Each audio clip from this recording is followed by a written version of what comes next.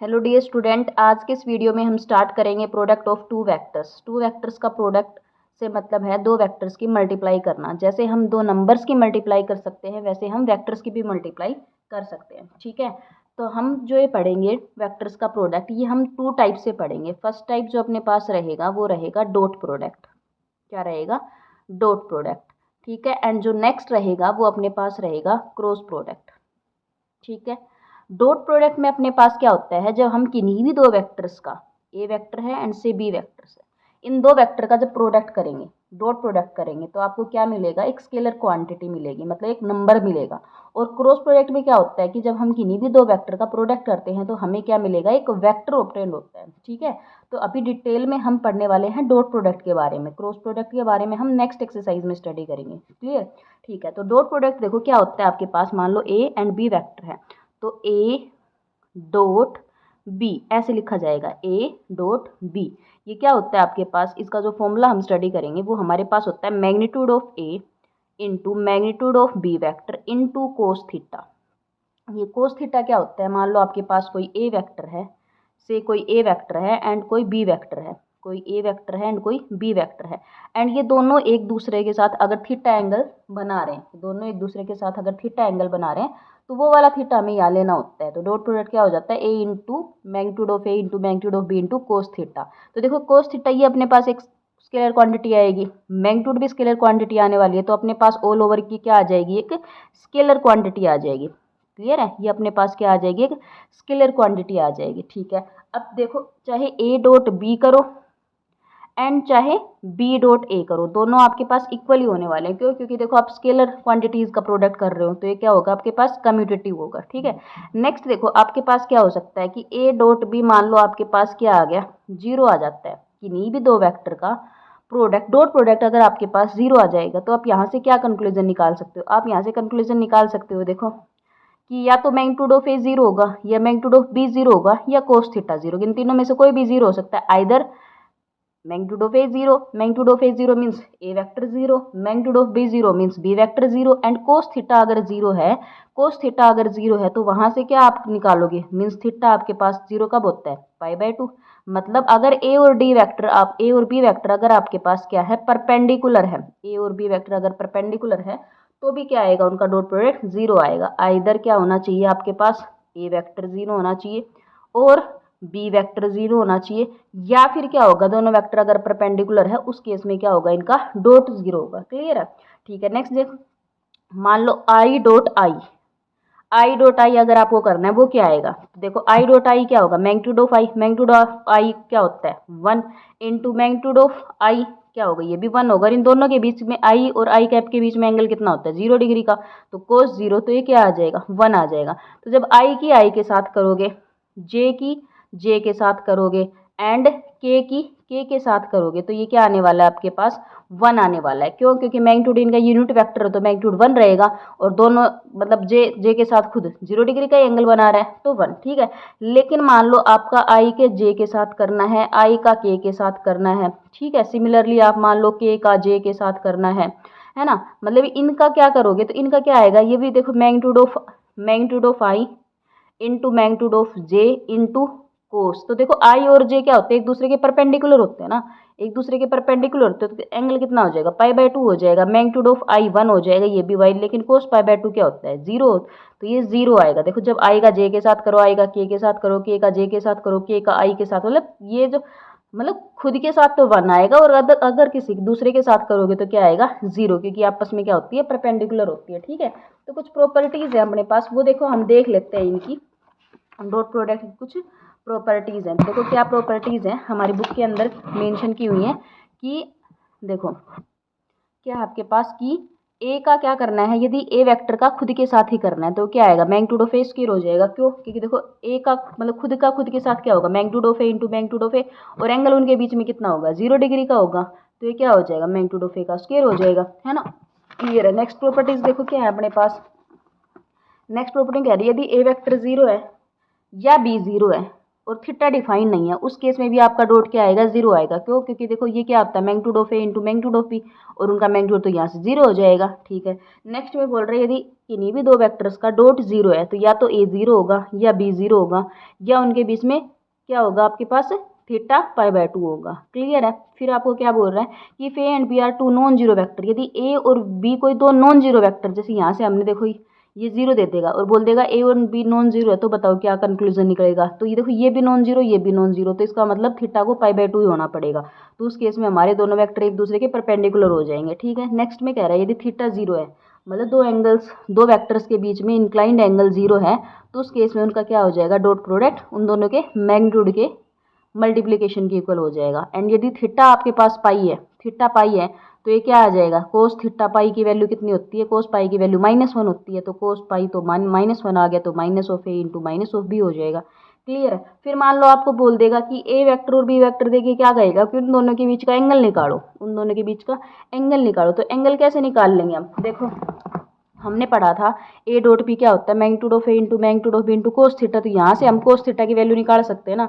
यहाँ से अगर हम कोस थीटा की वैल्यू निकालेंगे तो क्या हो जाएगा, A dot B divide by magnitude of A into magnitude of B. तो हम किन्हीं भी दो वेक्टर्स के बीच में एंगल भी निकाल सकते हैं यदि हमें उनके डॉट प्रोडक्ट के बारे में इंफॉर्मेशन है तो। ठीक है, क्लियर है? और यदि ए और बी कोई लाइक वेक्टर है, लाइक वेक्टर तो उनके बीच का थीटा जीरो होगा, तो वो आपके उनके मैग्नीट्यूड के इक्वल प्रोडक्ट के इक्वल हो जाएगा। अनलाइक वेक्टर है तो थीटा पाई होगा, तो माइनस ऑफ ए बी हो जाएगा। और यदि ऑर्थोनॉर्मल का मतलब क्या होता है, ऑर्थोनॉर्मल का मतलब परपेंडिकुलर ही होता है। तो अगर कोई भी दो वेक्टर पर आपको परपेंडिकुलर प्रूव करने हैं तो उनका डॉट जीरो दिखा दो। क्लियर है? फिर इसने आगे वही बता रखे है कि आई का खुद के साथ 1 होगा, जे का खुद के साथ 1 होगा, लेकिन आई का जे के साथ करेंगे तो जीरो आ जाएगा। क्यों? क्योंकि दोनों एक दूसरे के परपेंडिकुलर वेक्टर हैं, तो थीटा पाई बाय 2 आ जाएगा, उस केस में जीरो बन जाएगा हमारे पास। क्लियर है? तो अब हम क्या करेंगे, क्वेश्चन से देखेंगे, क्वेश्चन से हमें ज़्यादा अच्छे से क्लियर होंगे ये एक्सरसाइज। ठीक है, तभी हमें ज़्यादा रिजल्ट्स को हम रिलेट कर पाएंगे जब हम क्वेश्चंस डिस्कस करेंगे। तो चलो फर्स्ट क्वेश्चन पे चलते हैं।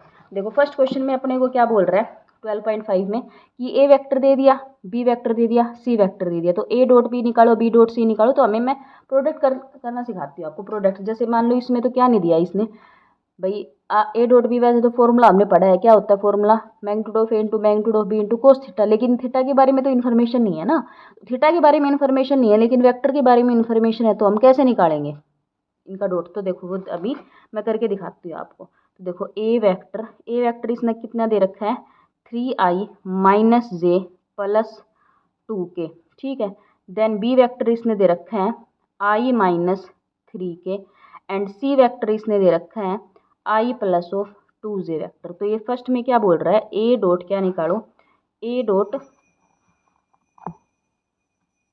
डॉट बी निकालो। तो हमारे पास देखो मैग्नीट्यूड तो है लेकिन एंगल नहीं है, तो बिना एंगल के कैसे निकालेंगे।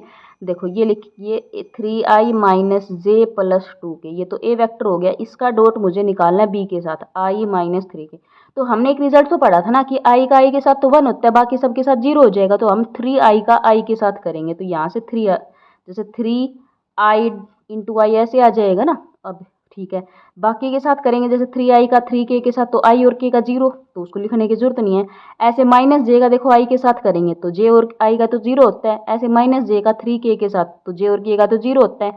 लेकिन देखो प्लस 2k का देखो होगा माइनस 3k के साथ, तो देखो 3i का तो 1 होता है, तो कितना आ जाएगा 3, और 2 माइनस 3 कितना आ जाएगा -6k का 1, तो ये आ गया -3। तो देखो हम डायरेक्ट क्या कर सकते हैं, i का प्रोडक्ट i के साथ, मतलब 3 इंटू वजह से यहाँ इसका कंपोनेंट 1 है, तो सीधा मैं कर सकती हूँ 3 इंटू 1, और फिर बाकी का देखो k का k के साथ ही होगा, बाकी का 0 बनना है, तो 2 का 2 माइनस 3, तो ये माइनस का 6, तो सीधा आंसर -3 आ जाएगा। ठीक है, नेक्स्ट में हमें क्या कह रहा है, बी डॉट सी निकालो।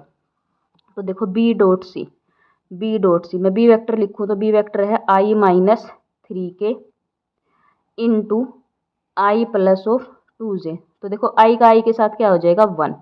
ठीक है, i का बाकी के साथ 0 होना है, k का कंपोनेंट है नहीं तो बाकी सबके साथ 0, तो ये 1 आ जाएगा। ठीक है, नेक्स्ट में हमें क्या कह रहा है, a plus of B vector dot of C vector, ये निकालो। तो a प्लस ए बी का मैं डायरेक्ट सम करके लिख लेती हूँ, तो ये हो जाएगा 3i और i 4i हो जाएगा, माइनस जे और 2k माइनस 3k हो जाएगा माइनस के। तो a प्लस बी मैंने लिख लिया, इनटू में सी वेक्टर लिख लेती हूँ, सी वेक्टर है i प्लस ऑफ 2j, तो i का i के साथ 4i इंटू आई, ये 4 हो जाएगा, माइनस जे इंटू 2j, तो माइनस का 2, बाकी का तो जीरो ही बनना है, तो ये क्या आ जाएगा 2। सिमिलरली देखो फोर्थ पार्ट में अपने पास क्या लिखा है, फोर्थ पार्ट में है a प्लस टू बी का b के साथ, तो a प्लस टू बी निकालेंगे पहले, जैसे 2b मतलब 2 से मल्टीप्लाई कर देंगे, इसकी ऐड कर देंगे और फिर उनकी b के साथ डॉट कर देंगे। क्लियर आपको? ठीक है। देखो नेक्स्ट क्वेश्चन में हमें क्या कह रहा है कि find the angle between the vectors, तो एंगल निकालना है, तो मैं क्या करूँगी, आपको ये क्वेश्चन करके दिखाती हूँ, बाकी आप खुद सोल्व करोगे। ठीक है, क्योंकि प्रैक्टिस जब तक मैथ्स में नहीं करोगे ये आपको नहीं आएगा, तो आपको ज़्यादा से ज़्यादा प्रैक्टिस करते रहना है। ठीक है, लेकिन देखो मैंने स्किप कर दिया, ये थर्ड क्वेश्चन था अपने पास वेक्टर एंगल फाइंड आउट करने वाला। सेकंड क्वेश्चन लिख लेती हूँ मैं पहले। सेकंड क्वेश्चन अपने पास क्या है, देखो सेकंड क्वेश्चन में ए वेक्टर इसने दिया है I plus of J plus of 2k, B vector इसने दिया है 3i plus of 2j minus of k vector.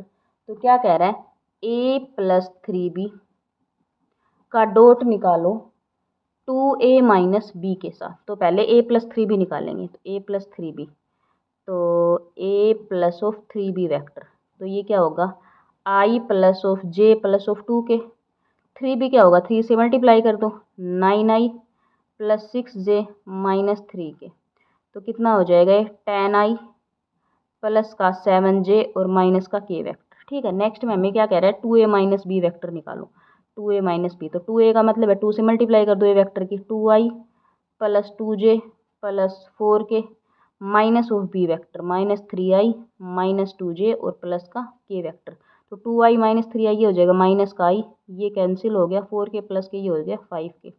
अब इन दोनों की मुझे डॉट करनी है, इन दोनों की डॉट, देखो इन दोनों की 10 की माइनस आई के साथ तो माइनस 10 हो जाएगी, 7 जे की जे वाले के साथ होगी, बाकी तो जीरो है। ठीक है, तो माइनस के की 5 के साथ क्या हो जाएगी -5, तो -15 आंसर आ जाएगा। क्लियर आपको? ठीक है, चलो क्वेश्चन नंबर 3। क्वेश्चन नंबर 3 देखो क्या है, क्वेश्चन नंबर 3 में हमें एंगल फाइंड आउट करना है, तो एक पार्ट हम सोल्व करेंगे, बाकी आप खुद से सोल्व करोगे। ठीक है, अगर किसी को स्पीड ज़्यादा लगती है तो वो सेटिंग में जाके अपनी स्पीड स्लो कर सकता है। ठीक है, तो ये हमें दो वेक्टर दे रखे हैं i plus 2j plus 2k and i minus 2j plus of 2k, तो हमें इसका क्या निकालना है, कोस थीटा निकालना है। तो हमने जो फॉर्मूला पढ़ा था वो a डॉट b का पढ़ा था, है ना, क्या था, magnitude of a into magnitude of b into cos theta, लेकिन इसी से हमारे पास थीटा एंगल निकालने का फॉर्मूला निकल के आया था, वो क्या निकल के आया था, कोस थीटा हमारे पास हो जाएगा a dot b into magnitude of a into magnitude of b, तो मुझे इनका मैग्नीट्यूड भी चाहिए और इनका डॉट भी चाहिए। तो देखो मैं इनका डॉट निकालती हूँ पहले, डॉट क्या हो जाएगा, आई का आई के साथ 1 माइनस 2 का माइनस 2 -4, 2 का 2 के साथ प्लस का 4, तो डॉट तो आ गया 1। अब निकाल लेते हैं मैग्नीट्यूड, तो मैग्नीट्यूड क्या आएगा ए का 1, 2 का स्क्वायर 4, 2 का स्क्वायर 4, ये 9, 9 का मतलब 3। बी का मैग्नीट्यूड निकालोगे, बी का मैग्नीट्यूड भी 3 आ जाएगा, है ना, तो कोस थीटा ये क्या आ जाएगा 1 3 इंटू 3, है ना, तो कोस थीटा क्या आ गया 1/9, इसका मतलब थीटा क्या हो जाएगा अपने पास कोस इनवर्स 1/9। ठीक है, बाकी क्वेश्चंस भी सेम है इसी के जो पार्ट्स हैं, तो आप सेम कर सकते हो। ठीक है, देखो फोर्थ क्वेश्चन में हमें क्या कह रहा है, फोर्थ क्वेश्चन में हमें कह रहा है find the value of A so that the angle between two vectors. देखो ये वाला क्वेश्चन है फोर्थ क्वेश्चन। ठीक है, ये दो वेक्टर्स दे रखे हैं और इनके बीच का एंगल हमें क्या दे रखा है, π/3 दे रखा है, तो हमें ए की वैल्यू फाइंड आउट करनी है। देखो दो वेक्टर्स हमें क्या दे रखे हैं, एक वेक्टर दे रखा है i प्लस ऑफ के, मैं मान लेती हूँ ये मेरे पास सम, अच्छा एक ए इसमें यूज़ हो रखा है तो इसको बी वेक्टर मान लेती हूँ। ठीक है, और सी वेक्टर इसमें मान लेते हैं हम i माइनस जे प्लस ए के, इन दोनों के बीच का एंगल हमें दे रखा है π/3, तो कह रहा है ए की वैल्यू निकालो, ये दोनों के बीच का एंगल π/3 है। ठीक है, तो देखो अपने पास यहाँ से क्या हो जाएगा, कोस थीटा की value B dot C upon magnitude of B into magnitude of C, ये लगा लो, या फिर दोनों का डॉट यूज़ कर लो, बी डॉट सी क्या होगा अपने पास magnitude of B into magnitude of C into cos of theta. ठीक है, तो मैग्नीट्यूड निकालते हैं, तो बी का मैग्नीट्यूड अपने पास क्या हो जाएगा, बी का मैग्नीट्यूड हो जाएगा √1 + 1 √2 हो जाएगा, और मैग्नीट्यूड ऑफ सी क्या हो जाएगा अपने पास √1 + 1 मतलब 2 + a², ये हो जाएगा। ठीक है, क्लियर आपको? अब देखो यहाँ पे क्या बोला हुआ है इसने, find the value of may be π/3। अब देखो एक चीज़ और, इनका डॉट और निकाल लेते हैं, बी डॉट सी। तो बी डॉट आई का आई के साथ हो जाएगा 1, के का के के साथ होगा तो ये आ जाएगा प्लस ऑफ ए। ठीक है, तो वैल्यू रखते हैं, बी डॉट सी की वैल्यू 1 प्लस ए है, मैग्नीट्यूड ऑफ ये √2 है, ये √2 प्लस ए स्क्वायर, और कोस थीटा कोस पाई/3, कोस पाई/3 की वैल्यू क्या आ जाएगी 1/2 आ जाएगी। क्लियर है? ठीक है, तो ये मैं कैंसिल करूँगी, √2 आएगा, √2 की इधर मल्टीप्लाई होगी, तो √2 into 1 plus A is equal to √2 plus A square, दोनों साइड स्क्वेयरिंग करेंगे तो यहाँ तो हो जाएगा 2 into 1 plus A square plus 2 और यहाँ हो जाएगा 2 प्लस ए स्क्वायर, मल्टीप्लाई करेंगे तो क्या हो जाएगा 2 प्लस 2 ए स्क्वायर प्लस का 4a बराबर 2 प्लस ए स्क्वायर, 2 से 2 कैंसिल, ए स्क्वायर इधर आएगा घटेगा इसमें से, तो ए स्क्वायर प्लस ऑफ 4a बराबर 0। तो ए की वैल्यू क्या आ जाएगी, ए प्लस 4a, ये फैक्टराइज करने के बाद ये हो जाएगा, ये तो कह रहा है या तो ए 0 होगा या ए की वैल्यू क्या होगी -4 होगी। क्लियर है ना? फैक्टराइज करके हमने क्या कर लिया, इसकी वैल्यू फाइंड आउट कर ली है। ठीक है, क्लियर है आपको यहाँ तक? ठीक है, चलो नेक्स्ट क्वेश्चन पे चलते हैं। देखो जो फिफ्थ का फर्स्ट पार्ट है उसमें हमें क्या दे रखा है, ए बी सी एक ट्राइंगल के वर्टिसेस बोले हुए हैं और कह रहा है प्रूव करो जो ट्राइंगल है उसमें राइट एंगल होगा सी के ऊपर। तो देखो अगर ये ट्राइंगल मतलब हमें बोल रहा है कि ये जो सी है इस पे राइट एंगल होगा, तो मान लो ये आपके पास ए बी सी। ठीक है, तो सी पे अगर राइट एंगल है तो डॉट प्रोडक्ट के अकॉर्डिंग जब ए सी का डॉट करेंगे हम बी सी के साथ, ए सी का डॉट करेंगे बी सी के साथ तो 0 आना चाहिए, है ना? तो अगर डॉट 0 आ गया तो इसका मतलब सी एंगल क्या है 90 डिग्री है। क्लियर है? तो वो देख लेते, तो पहले एसी वेक्टर निकालेंगे। तो एसी वेक्टर क्या हो जाएगा, पोजीशन वेक्टर मतलब position vector of C minus position vector of A, है ना? तो एसी निकाल लेते, तो एसी आ जाएगा 0i और 2j और 2k, ये एसी आ जाएगा। बीसी निकाल लेते हैं, बीसी क्या आ जाएगा 0 - 3i, 3 माइनस ये हो जाएगा 2j और 3 - 5 हो जाएगा -2k। अब इन दोनों का डॉट निकालते हैं, एसी का डॉट बीसी के साथ, तो निकालो 0 का -3 के साथ 0, 2 का 2 के साथ +4, 2 का -2 के साथ -4, तो ये क्या आ गया 0। एसी डॉट बीसी 0 आ गया, तो यहाँ कॉमन वर्टेक्स कौन सी है मेरी, सी है। तो इसका मतलब A B C triangle have right angle at C, C के ऊपर क्या है राइट एंगल। ठीक है, चलो इसका सेकंड पार्ट करते हैं।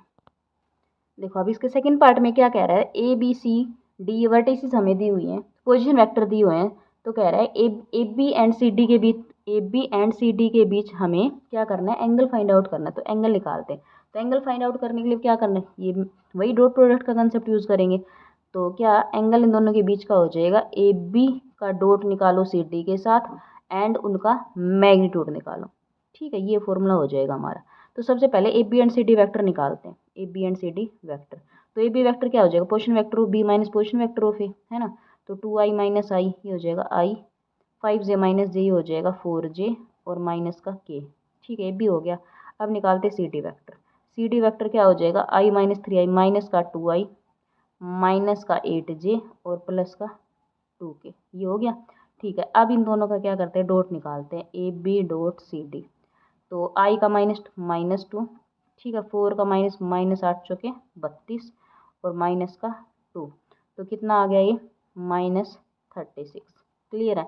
अब इनका इंडिविजुअली हम क्या निकाल लेते हैं, मैग्नीट्यूड निकाल लेते हैं। मैग्नीट्यूड क्या हो जाएगा 1 + 16 + √18, √18 को हम क्या लिख सकते हैं 3√2। क्लियर है? सी डी का मैग्नीट्यूड और निकाल लेते हैं, तो सी डी का क्या हो जाएगा 4 + 64 + 4, तो कितना आ जाएगा 68, 68 एंड 4 क्या हो जाएगा 72 हो जाएगा अपने पास। ठीक है, तो ये भी 72 को भी क्या लिख सकते हैं, इसको हम लिख देंगे 3 × 2 मतलब 6√2 लिख देंगे इसको। क्लियर है? तो अभी इनके बीच का एंगल निकालते हैं। तो देखो एंगल क्या हो जाएगा हमारे पास -36 अपॉन मैग्नीट्यूड ऑफ, इन दोनों का डॉट -36 आया, ये है 3√2 इंटू ये है 6√2, तो 6 × 3 = 18, 18 दूनी 36, ये आ गया -1। कोस थीटा -1 आया है, कोस थीटा -1 आया, इसका मतलब क्या हो गया, थीटा आपके पास क्या है पाई है, तो दोनों के बीच का एंगल निकल गया है। ठीक है, आगे इसी में क्या बोल रहा है आपको कि आपको बताना है कि जो ए बी वैक्टर है वो सी एंड सी डी वैक्टर वो एक दूसरे के कोलिनियर है नहीं, तो यही बोल रहा है बुक के अंदर बुक के अंदर बोल रहा है कि A P and C D are collinear और नॉट। ठीक है, तो देखो जो सी डी वेक्टर है वो क्या है मेरे पास -2 times I plus of 4j plus of 2 K vector है ना। मतलब जो ए बी वेक्टर है, सॉरी जो सी डी वेक्टर है वो -2 times of A B vector है। क्लियर है, और दोनों के बीच का एंगल क्या आ गया, पाई आ गया है। ठीक है, तो लैम्डा टाइम्स ऑफ कंडीशन होती थी ना हमारे पास कोलिनियर प्रूव करने के लिए, हमने लास्ट की एक्सरसाइज में भी देखी थी। तो ये ए बी वेक्टर और सी डी वेक्टर क्या हो गए, एक दूसरे के कोलिनियर हो गए। ठीक है, चलो नेक्स्ट क्वेश्चन पे चलते हैं, क्वेश्चन नंबर 6 पे। क्वेश्चन नंबर 6 देखो 6 में है ना 2 पार्ट है और दोनों में परपेंडिकुलर का कंसेप्ट यूज हुआ है। तो 2 पार्ट में से हम फर्स्ट पार्ट डिस्कस कर रहे हैं, second part as it is हो जाएगा। ठीक है, क्या बोल रहा है कि लैम्डा की वैल्यू फाइंड आउट करो यदि ए एंड बी क्या है, एक दूसरे के परपेंडिकुलर वेक्टर है। अब ए वेक्टर और बी वेक्टर परपेंडिकुलर है तो हमने पढ़ा था कि उनका डॉट प्रोडक्ट क्या होगा, 0 होगा। तो डॉट 0 कर देती हूँ, तो लैम्डा की आई के साथ लैम्डा 3 की माइनस, तो -3, 2 की 3 के साथ +6 बराबर 0। तो लैम्डा की वैल्यू क्या आ गई आपके पास, -3। ठीक है, सेम आपके पास सेकंड पार्ट हो जाएगा इसका। क्वेश्चन नंबर 7 पे चलते हैं। चलो, तो 7th के फर्स्ट पार्ट में क्या कह रहा है कि ए वेक्टर दे रखा है, बी वेक्टर दे रखा है। ए प्लस बी को आपको ए माइनस बी के परपेंडिकुलर शो करना है। तो देखो पहले ए प्लस बी निकाल लेती हूँ। ए प्लस बी तो 5 और ये हो गया 6i प्लस का 2j और माइनस का 8k। ए प्लस बी निकाल लिया। अब ए माइनस बी निकाल लेती हूँ। तो ए माइनस बी क्या आ जाएगा, 5i में से आ गया 4i माइनस का 4j और प्लस का 2k, ये हो जाएगा। अब मान लो ये आपके पास सी वेक्टर है और मान लो ये आपके पास डी वेक्टर है। सी वेक्टर को डी वेक्टर के परपेंडिकुलर प्रूव करना है, तो वहाँ पे आपको क्या दिखा दो, इन दोनों का डॉट 0 दिखा दो। तो 6 की 4 के साथ 24 माइनस का 8 और माइनस का 16, क्या आ गया आपके पास, 0 आ गया। 0 आ गया, दोनों परपेंडिकुलर वेक्टर हो गए। ठीक है, इसमें 3 पार्ट है तो सेकंड पार्ट और डिस्कस कर रही हूँ, थर्ड पार्ट भी आपका परपेंडिकुलर के कंसेप्ट से हो जाएगा। ठीक है, इसमें देखो सेकंड पार्ट में आपको ए बी सी वेक्टर दे रखे हैं। क्या कह रहा है, A plus lambda B vector है ना सी वेक्टर के परपेंडिकुलर, तो लैम्डा की वैल्यू निकालो। तो पहले मैं A plus lambda B vector निकाल लेती हूँ। तो ये हो जाएगा I plus of 2j plus of 3k plus lambda times of -i plus 2j plus of k vector. तो ये क्या हो जाएगा आपके पास 1 माइनस लैम्डा, ठीक है, 2 plus 2 lambda j cap plus 3 plus lambda k cap, ये निकाल लिया। अब सी वेक्टर निकालो। सी वेक्टर क्या होगा, 3i प्लस j दे ही रखा था। अब ये दोनों आपको परपेंडिकुलर दे रखे हैं, ये दोनों परपेंडिकुलर दे रखे हैं, तो a प्लस लैम्डा बी का डॉट सी के साथ 0 आना चाहिए। तो कर लो, 1 माइनस लैम्डा की 3 के साथ ये हो जाएगी 3 माइनस 3 लैम्डा, फिर जे वाले की ये हो जाएगा 2 प्लस का 2 लैम्डा और के वाला है नहीं तो 0।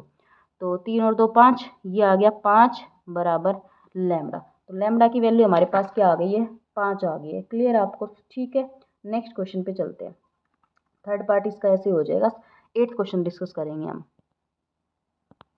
चलो, तो क्वेश्चन नंबर 8 में क्या कह रहा है आपको, देखो 2 वेक्टर दे रखे हैं, 2 वेक्टर दे रखे हैं और क्या कह रहा है कि यदि ये दोनों पैरेलल हैं तो लैम्डा की वैल्यू फाइंड आउट करो। और सेकंड पार्ट में कह रहा है परपेंडिकुलर है तो लैम्डा की वैल्यू फाइंड आउट करो। तो ए वेक्टर पैरेलल वाला करते हैं। तो देखो जब पैरेलल होते हैं तो एक दूसरे के देखो लैम्डा टाइम्स होते हैं, मतलब ये एक दूसरे के रेशियो इन दोनों इनका क्या होता है, इनके कंपोनेंट्स का बराबर होता है। मीन्स 2/4 बराबर होना चाहिए 3/6 के, और ये बराबर होना चाहिए -5 लैम्डा के, कंपोनेंट बराबर होने चाहिए आपके पास।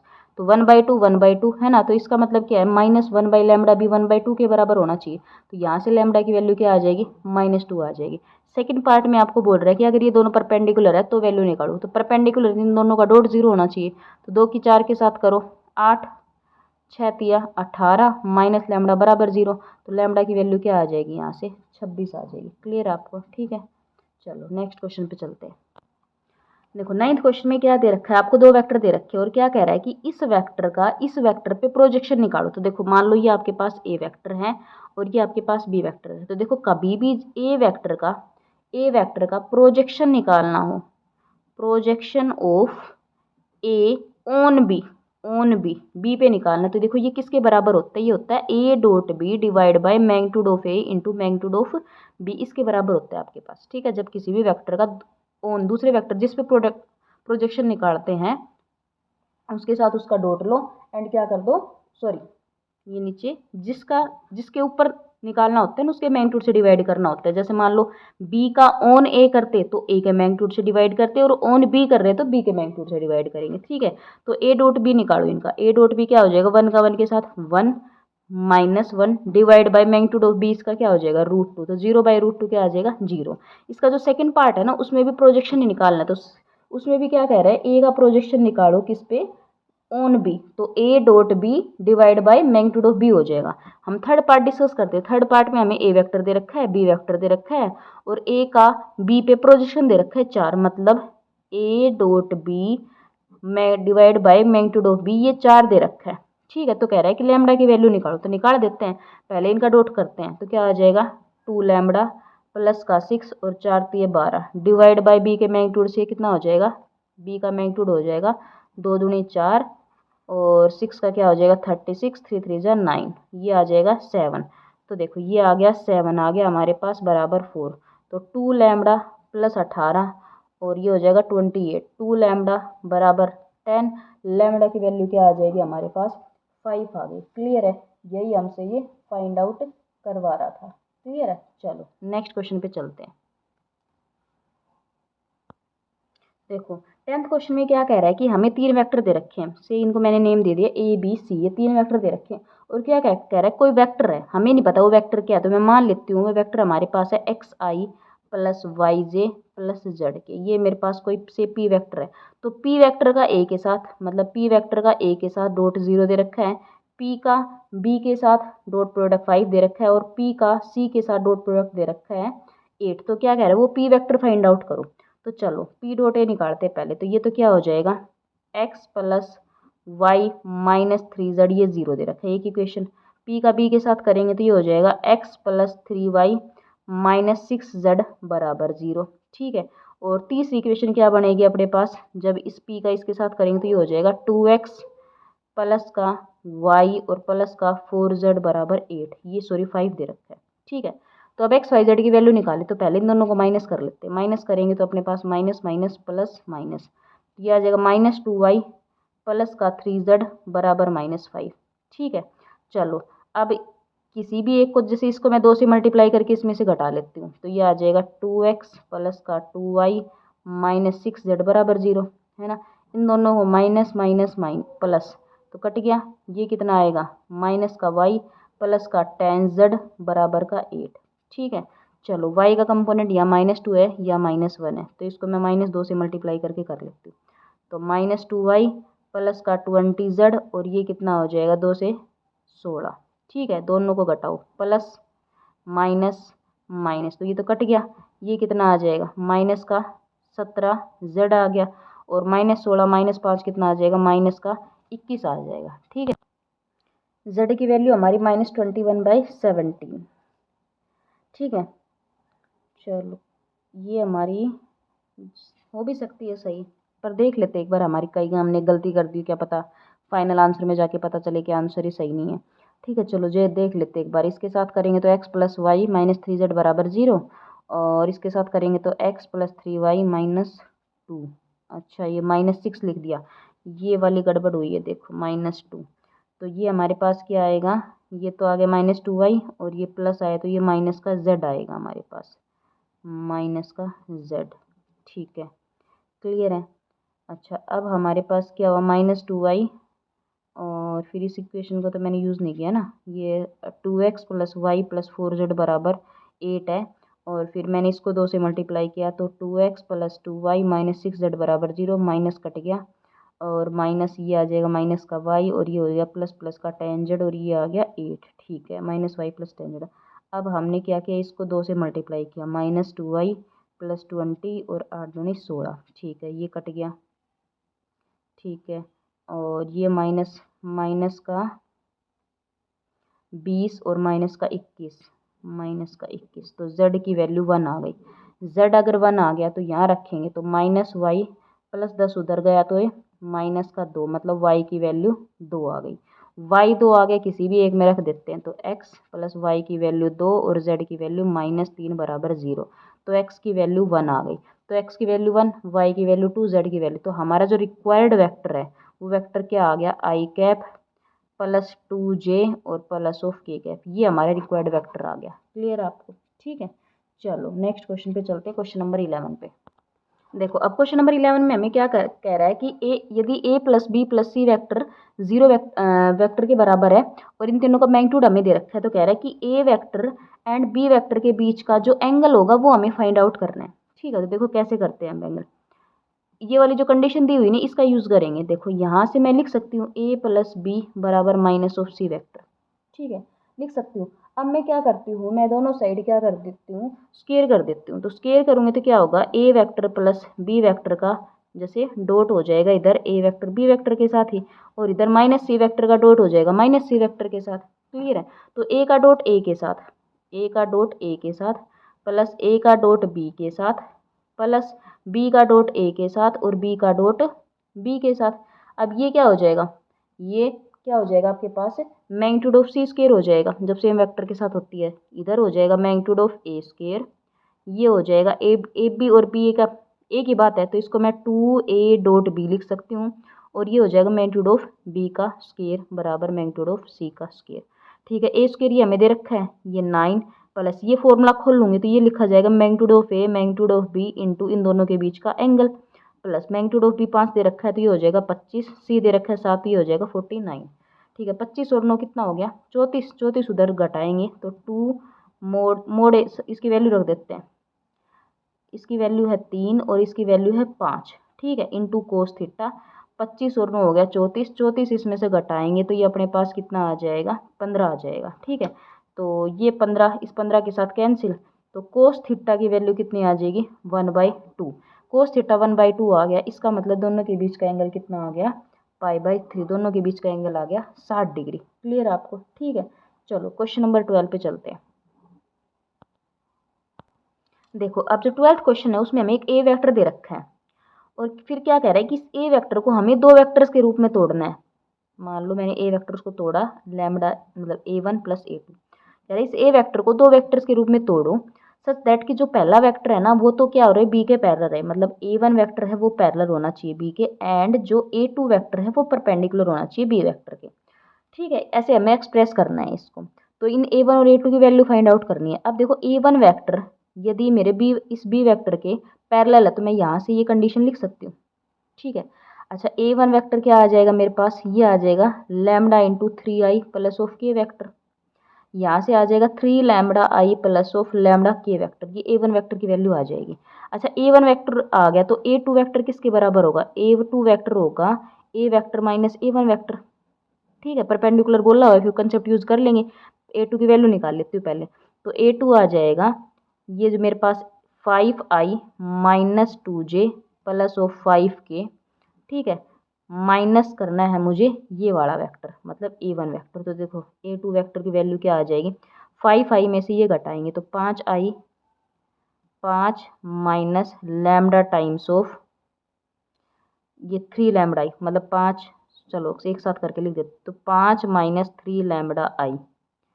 ठीक है, फिर इसमें जे का है नहीं तो ये हो जाएगा माइनस का 2j, फिर 5k में से ये माइनस करेंगे तो प्लस का 5 माइनस लैम्डा ऑफ के। a2 में से मैंने a1 घटा दिया। अब इसने क्या बोला है कि जो a2 है वो परपेंडिकुलर है b के साथ, तो परपेंडिकुलर तो a2 का b के साथ डॉट जीरो होगा, है ना, तो डॉट जीरो करते हैं। ये रहा 3 की मल्टीप्लाई करो इसके 5 माइनस 3 लैम्डा के साथ और के वाले की के साथ, कोई बाकी तो जीरो हो जाएगा। तो ये 1 है, 1 इंटू 5 माइनस लैम्डा बराबर जीरो, तो 5 दिए 15 minus 9 lambda plus 5 minus lambda बराबर जीरो, तो ये हो गया 20 बराबर 10 लैम्डा।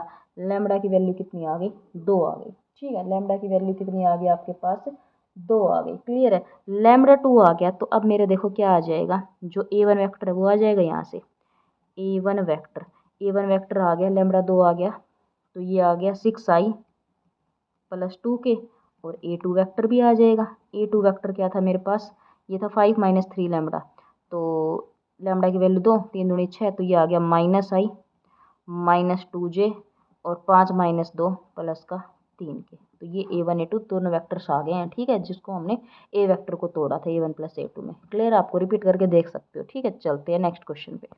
देखो अब 13th क्वेश्चन में क्या कह रहा है, ये दो वेक्टर दे रखे हैं, क्या कह रहे हैं दोनों, मान लो ये a वेक्टर है और ये बी वेक्टर, दोनों हमें परपेंडिकुलर वेक्टर दे रखे हैं एंड कह रहा है इन दोनों का मैग्नीट्यूड बराबर है, इन दोनों का मैग्नीट्यूड बराबर है। तो एक्स एंड वाई की वैल्यू फाइंड आउट करो। तो पहले डॉट कंसेप्ट वाला, डॉट प्रोडक्ट वाला कंसेप्ट यूज़ करते हो। तो देखो 3 2 जा 6 प्लस एक्स और माइनस का वाई बराबर 0, मतलब एक्स माइनस वाई मेरे पास कितना आ गया -6। एक इक्वेशन आई यहाँ से। दूसरा इनका मैग्नीट्यूड बराबर करते हो, तो मैग्नीट्यूड बराबर करूँगी तो ये आ जाएगा 9 प्लस एक्स स्क्वेयर प्लस का 1। ठीक है, रूट बराबर होगा तो स्केयरिंग कर लेंगे। 2 दूनी 4 प्लस 1 प्लस वाई स्केयर। ठीक है, तो यहाँ से अपने पास क्या आ जाएगा X square minus Y square हो जाएगा ये, और ये 1 से 1 कैंसिल, ये उधर जाएगा तो ये माइनस का 5। अच्छा, अब इसको मैं लिख सकती हूँ एक्स माइनस और एक्स प्लस वाई बराबर -5 है ना। एक्स माइनस 1 की वैल्यू -6 है मेरे पास, तो डाल दो। तो ये एक्स प्लस वाई की वैल्यू मेरे पास क्या आ जाएगी 5/6 आ जाएगी। क्लियर है, ये दूसरी इक्वेशन आ गई। अब इन दोनों को अगर मैं ऐड करूँ एक्स माइनस वाई -6, तो ये क्या हो जाएगा 2x, ये तो कैंसिल हो गया, और 5/6 में ये -6 जुड़ेगा, है ना। तो ये कितना हो जाएगा 2x 36 में से 5 गया तो कितना हो गया 31/6 हो गया आपके पास। क्लियर है, तो x की वैल्यू क्या आ जाएगी आपके पास 36, माइनस का आएगा तो -31/12। एक्स की वैल्यू आ गई, एक्स की वैल्यू आ गई, रख देते हैं। तो x प्लस वाई अपने पास है 5/6, तो ये आया -31/12 प्लस वाई बराबर 5/6। तो y की वैल्यू आ जाएगी 5/6 -31/12, एलसीएम आएगा 12। ठीक है, ये आएगा 10 -31, वाई की वैल्यू आएगी -21/12। क्लियर है, तो x और y की वैल्यू हमसे क्या करवा रहा था, ये फाइंड आउट करवा रहा था। ठीक है, सही है। अच्छा, ये माइनस का इधर जाके प्लस होगा, सॉरी प्लस होगा, तो ये आएगा 41/12। क्लियर आपको। ठीक है, चलते हैं नेक्स्ट क्वेश्चन पे। देखो जो 14th क्वेश्चन है अपने पास, 14th क्वेश्चन के फर्स्ट पार्ट में ये क्या कह रहा है कि ए डॉट बी ये बराबर है ए डॉट सी के, ये गिवन है हमें। कह रहा है प्रूव करो या तो ए वेक्टर 0 होगा, या बी वेक्टर सी वेक्टर के बराबर होगा, या ए वेक्टर परपेंडिकुलर होगा बी माइनस सी के। ये प्रूव करना है। ठीक है, तो जी गिवन कंडीशन उसका यूज़ करती हूँ। इसको लिख सकती हूँ A dot B minus A dot C, ऐसे लिख सकती हूँ बराबर 0। ठीक है, ए वेक्टर कॉमन ले लो, ये आ गया बी माइनस सी बराबर 0। अब हमने क्या पढ़ा था कि किन्हीं भी दो वेक्टर का डॉट 0 हो जाए तो आइदर क्या होगा, आइदर ए वेक्टर 0 होगा और बी माइनस सी 0 होगा, और क्या होगा कि ए वेक्टर परपेंडिकुलर हो सकता है बी माइनस सी वेक्टर के। ठीक है, तो यहाँ से मेरे पास आ जाएगा बी वेक्टर सी वेक्टर के बराबर। यही प्रूव करना था कि या तो ए 0 है, या बी सी के बराबर है, या परपेंडिकुलर। क्लियर आपको। ठीक है, चलते हैं इसके सेकेंड पार्ट पे।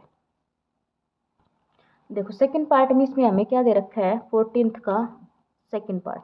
14th के सेकंड पार्ट में कह रहा है ए प्लस बी का डॉट ए माइनस बी के साथ क्या है 0 है। तो क्या कह रहा है प्रूव करो कि मैग्नीट्यूड ऑफ ए बराबर होगा मैग्नीट्यूड ऑफ बी के। देखो ये हमें दे रखा है ए प्लस बी का डॉट 0 दे रखा है ए माइनस बी के साथ। ठीक है, तो इसको सोल्व करते हैं। ए का ए के साथ dot A minus A dot B plus B dot A minus B dot B, ये आएगा। ये क्या हो गया magnitude of A square minus A dot B. A dot B और बी डॉट ए तो बराबर होते हैं, तो बी डॉट ए की जगह भी क्या लिख सकती हूँ ए डॉट बी। ठीक है, और ये minus of magnitude of B का स्क्वायर बराबर 0। देखो ए डॉट बी बराबर होता है बी डॉट ए की, ये कंसेप्ट मैंने यूज़ कर लिया। ठीक है, तो यहाँ से दोनों बराबर है, ये दोनों बराबर इक्वलेंट, तो ये कैंसिल हो गया। तो अपने पास आ गया मैग्नीट्यूड ऑफ ए का square minus magnitude of B का स्क्वायर बराबर 0।